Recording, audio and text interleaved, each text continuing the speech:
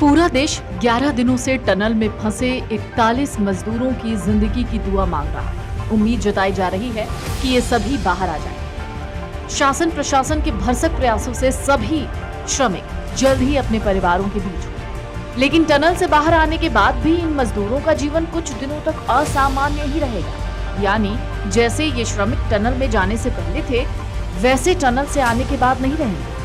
उन्हें कई तरीके की डर और बीमारी के होने का भी खतरा है। ये मानना है मनोवैज्ञानिकों का। दरअसल आपने देखा होगा कि टनल से बाहर मेडिकल वैन भी तैनात है। उसमें एम्बुलेंस, वैक्सीन वैन और डॉक्टर्स भी बाहर इंतजार कर रहे हैं। लेकिन क्यों?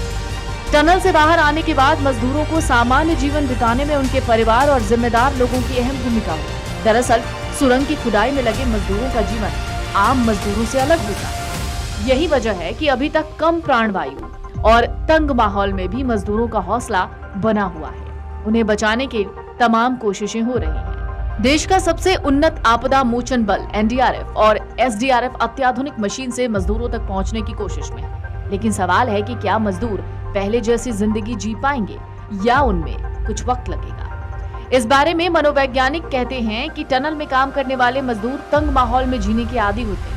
लेकिन ये स्थिति उससे भी अलग है। वो तंग माहौल नहीं है जिसमें वो दिन रात काम करते हैं। अब उन्हें जीवन बचाने के लिए केवल समय बिताना है। ऐसे में क्लोज स्पेस फोबिया उन्हें आगे के जीवन में घेर सकता है। यानी उन्हें ऐसे माहौल या छोटे कमरों से डर लग सकता है। हालांकि ये व्यक्ति के शरीर पर भी निर्भर करता है। इसी तरह उन्हें पोस्ट ट्रॉमा चेस्ट डिसऑर्डर भी हो सकता है। इसमें व्यक्ति को सांस लेने में तकलीफ होती है। ये डर के कारण भी होता है।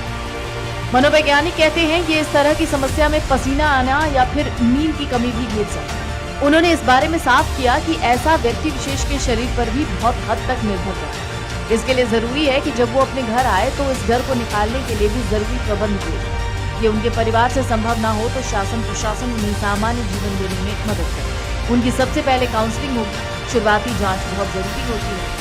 श्रमिकों के बीच एकजुटता, उनका मनोबल बढ़ाने के लिए बाहर से स्पष्ट और निरंतर संवाद मनोवैज्ञानिक प्रभाव को कम करने में महत्वपूर्ण भूमिका निभाता है। और शायद यही वजह है कि मजदूरों के टनल से बाहर निकलने से पहले ही तमाम मेडिकल किट्स और डॉक्टर्स और एम्बुलेंस की तैनाती की गई।